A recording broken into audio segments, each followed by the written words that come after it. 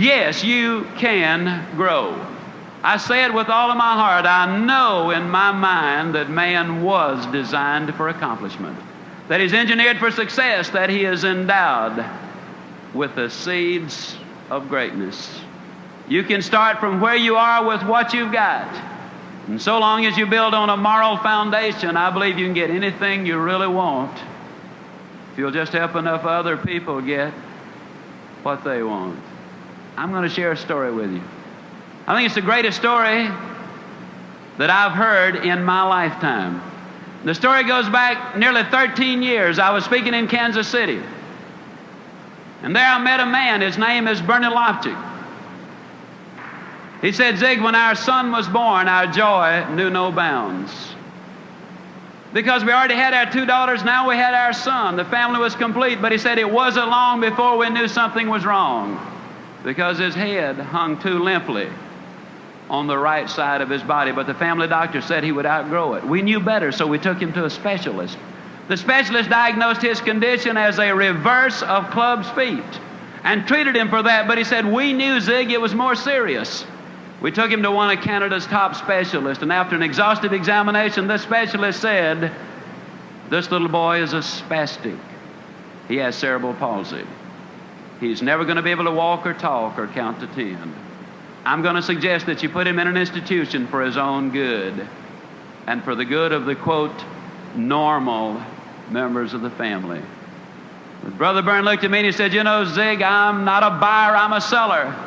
I could not buy the idea that my son was going to grow up being a vegetable. So we took him to another doctor who told us the same thing. And then another and another and yet another and another until 30 doctors said there is no hope. Then they heard of a Dr. Pearlstein down in Chicago. They got an alternate appointment so that when someone else canceled, they could have that appointment, because Dr. Pearlstein was booked 2 years in advance. And 11 days later, a little boy from Australia canceled, and they went to Chicago. Dr. Pearlstein examined David perhaps as no child has ever been examined before. And when he finished, he said, this little boy is a spastic. He has cerebral palsy. He's never going to be able to walk or talk or count to 10 if you listen to the prophets of doom. But he said, I want you to know that I am not problem conscious. I am solution conscious. And yes, I believe there is something that can be done for this boy if you are willing to do your part. Well, obviously, Byrne and Elaine Lofchik said, Doctor, tell us what to do. We will do anything. And the doctor and the therapist and the nurses spelled it out in minute detail. They said, you're going to have to push this little boy beyond all human endurance. Then you're going to have to push him some more. You're going to have to work him until he falls. Then you're going to have to pick him up and work him some more. You got to understand that there is no stopping point. That if you ever stop, he goes back. You got to understand that there might be months and even years when you will be unable to detect any change, but you got to stay with it. And one last thing. Don't ever give him therapy in the presence of another victim of cerebral palsy. Because if he sees them taking therapy, he will inadvertently pick up those awkward movements. You see, we become part of what we are around. Whether it's moral or immoral, whether it's good or bad, stay with it long enough and it's going to rub off on you. The Lofchiks went home. They built a little gymnasium in the basement of their home. They hired a physical therapist and a bodybuilder. It took them a lot of months, but one day David Lofchik could move the length of his own body. It took him several years, but one day the therapist called Bernie home and said, I believe David is ready, and Bernie rushed home. And David Lofchik was down in the basement and on a little mat getting ready to do a push-up. As that little body started to rise into the air, the emotional and physical exertion was so great there wasn't a dry inch of skin on that little body. And when he finished that one push-up, Mother and Dad and little David and the sisters and the therapist and everybody broke down and shed those tears, which so eloquently say that happiness is not pleasure. Happiness is victory. The story, ladies and gentlemen, is even more remarkable when we know that one of America's leading universities had examined this little boy and said there are no motor connections to the right side of his body. He has no sense of balance. He will have extreme difficulty even being able to walk and stand straight. He'll never be able to swim or skate or ride a bicycle. On October the 23rd, 1971, my wife and I had the privilege of flying to Winnipeg, Canada to attend the bar mitzvah of little David Lofchik. Oh, how I wish you could have been there. How I wish the television cameras of the world had been clearly focused on what we saw as this little boy walked to the front of the synagogue, tall and straight and strong. I wish you could have heard him as he uttered those words that moved him into the manhood of the faith of his forefathers.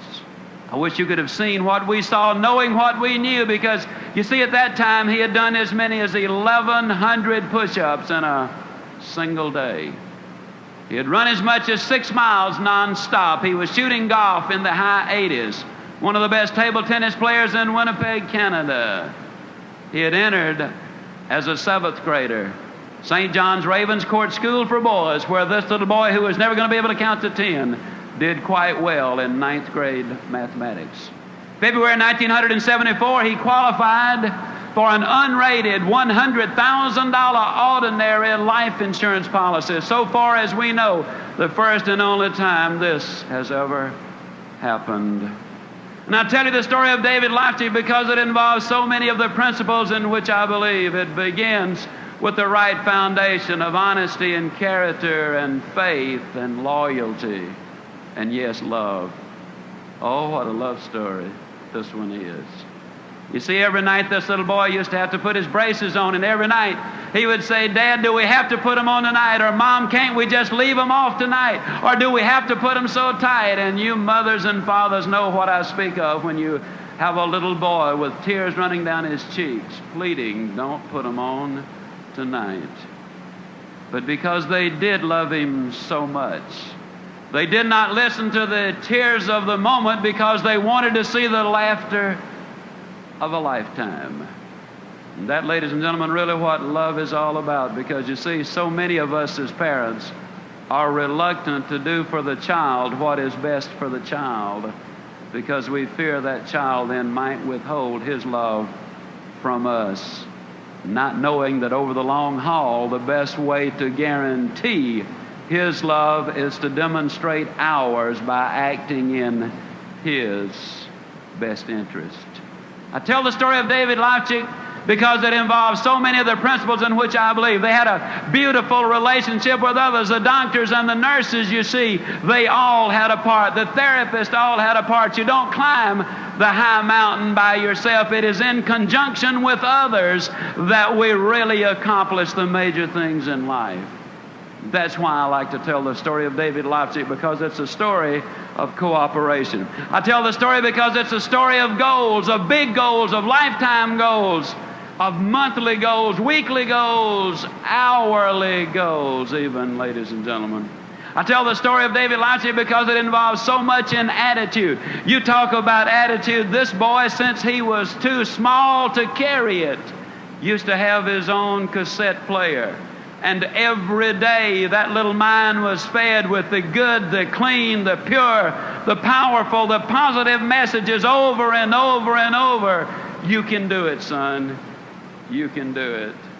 See, we live in such a negative world that unless we deliberately read the good books daily, unless we deliberately, regularly feed our minds with those motivational recordings that in essence remind us over and over in a negative world that we ourselves can be positive if we have the positive input. And yes, I tell the story of David Lofchik because I believe it has so much to do with one of those things that so many times we as individuals have a tendency to overlook.